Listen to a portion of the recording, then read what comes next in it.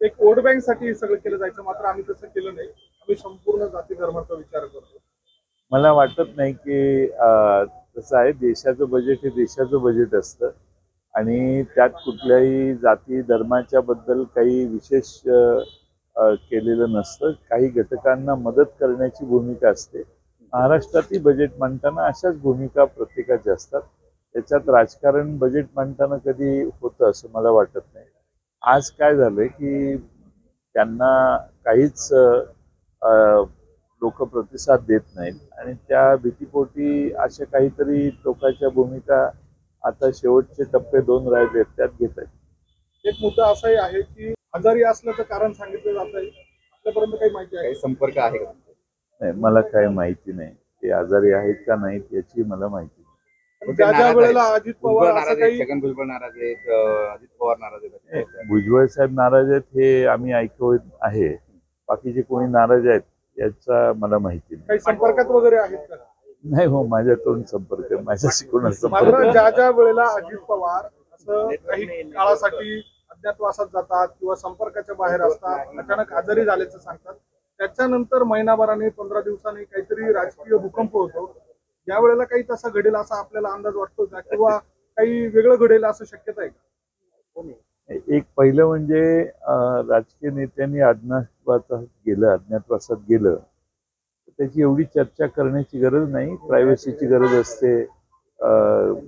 इतका काळ प्रचार केल्यानंतर 2-3 दिवस कोणी सुट्टी घेतली तर त्याच्याविषयी एवढं अखंड तांडव करणं योग्य असं मला वाटत पण नाही. इतर नेतेही प्रचारात होते, ते असं काही त्यांचा चॉईस आहे ना. प्रत्येकाला चॉईस आहे कुठं जाऊन प्रचार करायचा, कुठला प्रचार टाळायचा. हा ज्याचा त्याचा प्रश्न आहे ना. त्याला आपण कंपल्शन का करताय? दोन दिवसांपूर्वीच मोदींचा रोड शो मुंबईत झाला, त्या पाठोपाठ नाही, असं आहे की भारतीय जनता पक्षाला महाराष्ट्रातले 2 पक्ष ओढून देखील जनाधार मिळत नाही आणि म्हणून आणखीन एका पक्षाला बरोबर घेतलेलं आहे. पण जेवढे पक्ष जेवढे एकत्रित करायचा प्रयत्न करतायत ते सगळे जनाधार कमी करणारे आहेत. त्यामुळे मला वाटतं की 4 जूनला ज्यावेळी मतमोजणी होईल त्यावेळी महाराष्ट्रात काय परिस्थिती आहे त्यांच्याही लक्षात येईल. भाजपला महाराष्ट्रामध्ये राजकीय नंतर हे दोन्ही गट बाजूला होतील अशा स्वरूपाचं भाजप समोर आव्हान राहील, अशा स्वरूपाची चर्चा सुरू झालेली आहे. आपला काय राजकीय अंदाज म्हणतोय, काय होऊ शकतो? नाही तर 4 जूनला निवडणूकचा निकाल ज्यावेळी बाहेर पडेल त्यावेळी निकाल बघून वागणाऱ्यांची संख्या पलीकडच्या बाजूला जास्त आहे. त्यामुळे निकाल बघून थोडीशी पळापळ होणारच. छगन भुजबळ यांनी असं म्हटलंय की उद्धव ठाकरे बरोबर आहे. छगन भुजबळ साहेबांना नेहमीच जनतेचा कौल कुठल्या बाजूने जाणार याचा आधीच अंदाज येतो आणि त्यामुळे त्यांनी हे सुतोवाच केले असं मला वाटतं. बारामतीची निवडणूक झाल्यानंतर अजित पवार हे कुठल्याही प्रचार दौऱ्यांमध्ये दिसले नाही. विशेषतः आता उत्तर महाराष्ट्र खून जे झाले ते ठाकरेंच्या मुळे झालेले आहेत. 100 कोटी रुपये यायचे भिडेंकडून आणि ते उद्धव ठाकरेंना जायचं असा गंभीर आरोप किरीट सोमय्या यांनी केला आहे. घाटकोपरची दुर्घटना झाली, त्याच्यातले पैसे उद्धव ठाकरेंना जायचे असा गंभीर आरोप किरीट सोमय्या यांनी. मूळ प्रश्न जो आहे तो ते एवढं मोठं होर्डिंग बेकायदेशीर होतं. महानगरपालिका काही उद्धव ठाकरेंच्या ताब्यात नाही आहे. ज्यांच्या ताब्यात आहे त्यांनी हे होर्डिंग कसं तिथं ठेवून दिलं, टिकवलं आणि त्याला परवानगी देण्यापासून आतापर्यंत ते होर्डिंग का तिथं राहिलं हा मूळ प्रश्न आहे. आता उद्धव ठाकरे यांच्यावर आरोप करून मूळ प्रश्नाला बगल देण्याचं काम ते नेहमीच करतात. या देशात हा मोठा प्रॉब्लेम झालेला आहे की प्रश्न मोठा तयार झाला की वेगळ्याच काही गोष्टी बोलायच्या, विरोधकांच्यावर आरोप करत हिंडायचं, म्हणजे मूळ प्रश्नाला कव्हरेज कमी मिळतं.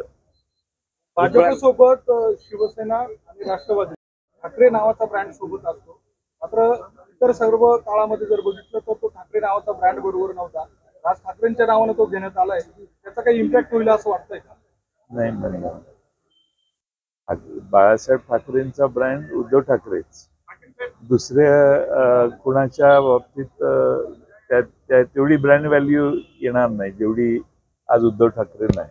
राज ठाकरे एक सेलिब्रिटी म्हणून वापरले जातात असं वडेट्टीवारांनी केलं भाजपकडून. नाही, आता राज ठाकरेंचे वेगवेगळे वापर होतात, त्यामुळं आपण त्याच्यावर न बोललेलं बरं. उद्धव ठाकरे उद्धव ठाकरे काय म्हणतात? उद्धव ठाकरे असं म्हणाले की 4 जून नंतर पंतप्रधान म्हणून नरेंद्र मोदी राहणार नाहीत आणि महाराष्ट्राचं सरकार देखील जाईल, असा दावा आहे त्यांचा. बरोबर आहे ना. आता पुढं काय, पुढचा प्रश्न काय? तुमचा काही वेगळा दावा आहे का किंवा काय त्याच्याबद्दल काही? नाही, माझा दावा असा आहे की 4 जूनला मतमोजणी झाल्यानंतर महायुतीत पळापळी सुरू होईल. आता त्याची परिणती सरकार पडण्यात होणार का आणखीन कशात होणार हा पुढचा प्रश्न आहे. पण 4 जूनला नक्कीच निर्णयानंतर महाराष्ट्रातल्या जनतेचा कौल लक्षात घेऊन लोक पुढच्या दिशा ठरवतील असा मला विश्वास आहे. 4 जून नंतर अजित पवार गट पुन्हा जर परत यायचं म्हटलं स्वगृही येण्याचं तर काय भूमिका? असं आहे की आम्ही पवार साहेबांच्या नेतृत्वाखाली महाराष्ट्रामध्ये अनेक तरुण मुलं आता पुढे आलेली आहेत, नवे चेहरे पुढे आलेले आहेत आणि जे दुसऱ्या तिसऱ्या फळीतले आहेत तेही आज सक्षमपणाने नेतृत्व त्या भागात करतायत. त्यामुळे सिलेक्टिव्हली त्याचा विचार त्या भागातल्या मतदारसंघातल्या लोकांशी चर्चा विनिमय करून आम्हाला करावं लागेल. आम्ही सगळे आउटराईट रिजेक्ट करत नाही, पण नव्या चेहऱ्यांना संधी देण्याचा प्रयत्न आमचा जास्त राहील. घोषणाबाजी केली होती, त्यानंतर शरद पवारांची भेट घेतली आहे आणि सह्याद्रीला भेटलो, अभिमानाची बाब आहे अशा स्वरूपाची प्रतिक्रिया देखील दिली. मात्र विरोधक त्याच्यावर टीका करताय, पोटदुखी झाली असंही म्हणताय. कांद्याचा प्रश्न 3-4 जिल्ह्यात फार महत्वाचा आहे आणि त्याने त्या ठिकाणी जाऊन हा प्रश्न मांडायचं काम केलं आणि त्याला उत्तर काय तर जय श्रीराम. त्यामुळं महाराष्ट्राला कळलं की शेतकऱ्यांच्या प्रश्नाकडे बघण्याची यांची प्रवृत्ती काय आहे.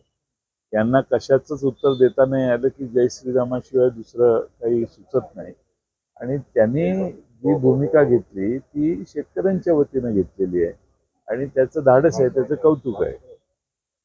त्याच सभेमध्ये पंतप्रधान नरेंद्र मोदी असंही म्हणाले की त्यावेळेला देशाचं बजेट सादर केलं जातं, त्या दरम्यान काही त्याच्यावरून आरोप करण्यात आले होते, त्यामध्ये पैसे होते. कालच्या दिवशी मुख्यमंत्री नाशिकलाच आले, मात्र त्यांच्या बॅगा यावेळेला तपासण्यात आल्या. असं आहे की ज्यावेळी बॅगात वजन होतं त्यावेळी तपासल्या नाही, हलक्या बॅगा तपासल्या, ठीक आहे, तपासण्याचं नाटक तरी केलं, काही हरकत नाही. पण आपल्याला कधी असा अनुभव आलाय का तुमच्या कधी बॅगा हो, तपासण्यात? अनेक वेळेला. आणि मी मुद्दामून पोलिसांनी रस्त्यावर गाड्या थांबवल्या त्यांना तपासायला देतो, कारण शेवटी त्यांची ते ड्युटी करतात. आपल्या सगळ्याच गोष्टी ज्या कोड ऑफ कंडक्टमध्ये अपेक्षित आहेत त्या सगळ्या राजकीय नेत्यांनी पाळल्याच पाहिजेत.